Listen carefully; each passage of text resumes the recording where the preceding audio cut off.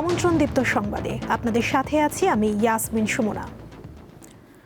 Answer ভিডিপির সদস্যদের হাত ধরে দেশের প্রতিটি গ্রাম আর্থ সামাজিক উন্নয়নের কেন্দ্রে পরিণত হবে, এমন মন্তব্য করেছেন প্রধানমন্ত্রী তারেক রহমান। বুধবার আনসার ও গ্রাম প্রতিরক্ষা বাহিনীর 46তম জাতীয় সমাবেশ উপলক্ষে অনুষ্ঠানে প্রধানমন্ত্রী কথা বলেন। তিনি আরও বলেন, দেশের অভ্যন্তরীণ নিরাপত্তা রক্ষায় আনসার ও গ্রাম প্রতিরক্ষা বাহিনীর দীর্ঘ ও যথেষ্ট অভিজ্ঞতা রয়েছে, যা ভবিষ্যতে এই বাহিনীকে আরও দক্ষ ও গতিশীল করতে ভূমিকা পালন করবে। আনসার ও গ্রাম প্রতিরক্ষা বাহিনীর জাতীয় সমাবেশে যোগ দিতে বুধবার সকালে গাজীপুরের শফিপুর আনসার ভিটিপি একাডেমির প্যারেড গ্রাউন্ডে পৌঁছান প্রধানমন্ত্রী তারেক রহমান। এ সময় স্বরাষ্ট্রমন্ত্রী, আনসার ও গ্রাম প্রতিরক্ষা বাহিনীর মহাপরিচালক সহ অন্যান্য কর্মকর্তারা প্রধানমন্ত্রীকে অভ্যর্থনা জানান। পরে বীর শহীদদের স্মৃতিসৌধে পুষ্পস্তবক অর্পণ করেন প্রধানমন্ত্রী। সেখান থেকে প্যারেড গ্রাউন্ডের মঞ্চে আসেন তিনি। শুরু হয় আকর্ষণীয় বুত্থান মহড়া প্রদর্শনী। এ সময় মহড়ায় অংশ নেওয়া সদস্যদের সাথে করমর্দন করেন প্রধানমন্ত্রী। অনুষ্ঠানে প্রধান অতিথির বক্তব্যে আনসার ও গ্রাম প্রতিরক্ষা বাহিনীর অভিজ্ঞতার কথা তুলে ধরেন প্রধানমন্ত্রী। দেশের আভ্যন্তরীণ নিরাপত্তা রক্ষায় আনসার ভিটিপির যথেষ্ট অভিজ্ঞতা রয়েছে।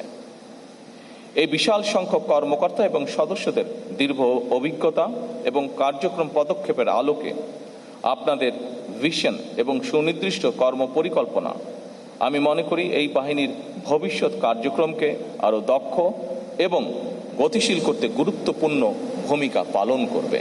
বর্তমানে ৪৭টি ব্যাটালিয়ন পার্বত্য চট্টগ্রাম সহ সারা দেশে গুরুত্বপূর্ণ অবকাঠামোর নিরাপত্তায় নিয়োজিত রয়েছে বলেও উল্লেখ করেন তিনি। বর্তমানে ৪৭টি আনসার ব্যাটালিয়নের মধ্যে ১৬টি পার্বত্য চট্টগ্রামের বিভিন্ন অঞ্চলে নিয়োজিত।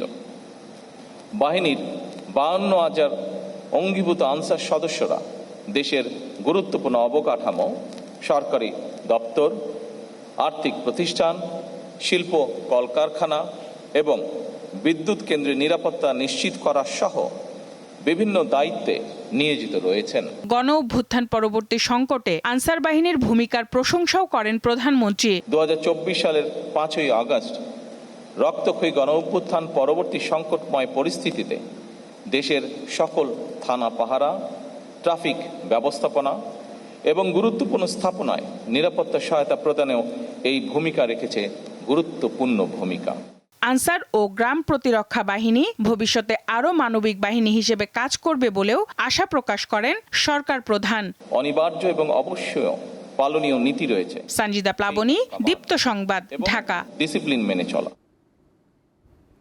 ওমানে নিহত চট্টগ্রামের রাঙ্গুনিয়ার 4 ভাইয়ের দাফন সম্পন্ন হয়েছে। ভোর রাতে ঢাকা বিমানবন্দর থেকে 2টি অ্যাম্বুলেন্সে তাদের মরদেহ রাঙ্গুনিয়ায় নিয়ে যাওয়া হয়। সকাল 11টায় লালানগর হোসনেবাদ উচ্চ বিদ্যালয়ের নামাজে জানাজা শেষে পারিবারিক কবরস্থানের পাশাপাশি দাফন করা হয় 4 ভাইকে। গতকাল রাতে তাদের মরদেহ দেশে পৌঁছালে তখনই চট্টগ্রামের উদ্দেশ্যে রওনা হন স্বজনেরা। গত 12ই মে ওমানের মোলাদ্দা শহরে গাড়িতে করে বেড়াতে যান 4 ভাই। এ সময় গাড়ির ভেতরেই মৃত্যু হয় রাশেদ, শাহেদ, সিরাজ ও শহীদের। গাড়ির এসির গ্যাস থেকে তাদের মৃত্যু হয়েছে বলে ধারণা করছে ওমান পুলিশ।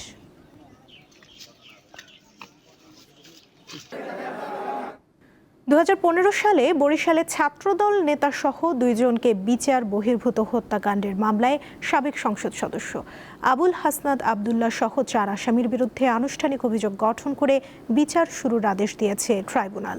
বুধবার বিচারপতি নজরুল ইসলাম চৌধুরীর নেতৃত্বাধীন আন্তর্জাতিক অপরাধ ট্রাইব্যুনাল 2 এই আদেশ দিয়ে সূচনা বক্তব্য ও সাক্ষ্য গ্রহণের জন্য 17 জুন দিন ধার্য করেছে। এর আগে এই ট্রাইব্যুনালে জুলাই গণঅভ্যুত্থানের রাজধানীর যাত্রাবাড়িতে পুলিশ কর্মকর্তার ছেলে শিক্ষার্থী ইমাম হাসান তাইম হত্যা মামলায় ডিএমপির সাবেক কমিশনার হাবিবুর রহমান সহ 11 আসামির বিরুদ্ধে সাক্ষ্য গ্রহণ হয়। সাক্ষ্য দেন ঘটনার সময় যাত্রাবাড়িতে দায়িত্বে থাকা এক পুলিশ সদস্য। সকালে এসব মামলায় গ্রেফতারে মোট 4 আসামিকে ট্রাইব্যুনালে হাজির করা হয়।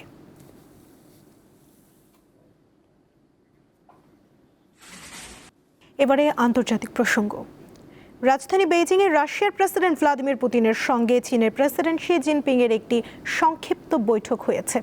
এর আগে স্থানীয় সময় বুধবার বেজিংয়ে পুতিনকে স্বাগত জানান শি জিনপিং। চীনের প্রেসিডেন্ট বলেন, দুই দেশের উন্নয়ন ও পুনর্জাগরণে একে অপরকে সহায়তা করা। উভয় দেশ কৃত্রিম বুদ্ধিমত্তা এবং প্রযুক্তি উদ্ভাবনের সহযোগিতা জোরদার করবে বলেও জানান চীনা প্রেসিডেন্ট। অপরদিকে পুতিন বলেন, রাশিয়া চীন সম্পর্ক এখন অভূতপূর্ব উচ্চতায় পৌঁছেছে। তিনি আরও জানান, রাশিয়া চীনকে জ্বালানি সরবরাহ অব্যাহত রাখবে এবং দুই দেশের মধ্যকার বাণিজ্য বাহ্যিক প্রভাব ও বিশ্ব বাজারের নেতিবাচকতা থেকে সুরক্ষিত। 15 মিনিটের সংক্ষিপ্ত বৈঠকে চীন ও রাশিয়ার কর্মকর্তারা বাণিজ্য, প্রযুক্তি এবং বৈজ্ঞানিক গবেষণায় একাধিক চুক্তি সই করেন। 1 বছরেরও কম সময়ের মধ্যে দুই নেতার এটি দ্বিতীয় সাক্ষাৎ।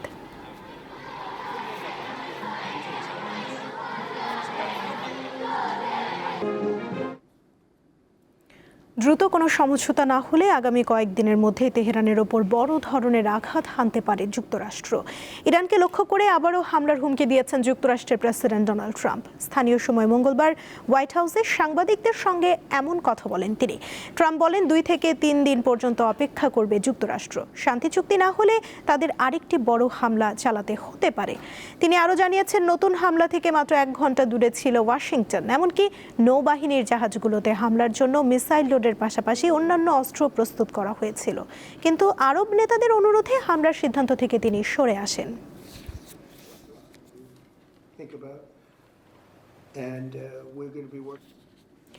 যুক্তরাষ্ট্রের প্রেসিডেন্ট ডোনাল্ড ট্রাম্প ও ইসরায়েলের প্রধানমন্ত্রী বেনিয়ামিন নেতানিয়াহুকে হত্যা এবং তাদের মাথার জন্য পুরস্কারের ঘোষণা দিয়ে একটি বিল পাশের তোড়জোড় চলছে ইরানের পার্লামেন্টে।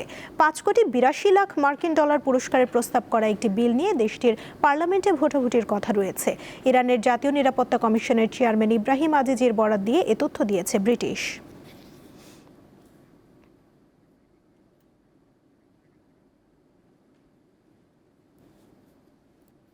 এই ছিল এখনকার মতো। পরবর্তী সংবাদ বিকেল 5টায় দেখার আমন্ত্রণ রইল। এছাড়া আরও তথ্য পেতে যুক্ত থাকুন দীপ্ত ডিজিটাল প্ল্যাটফর্মের সাথে। ধন্যবাদ সবাইকে।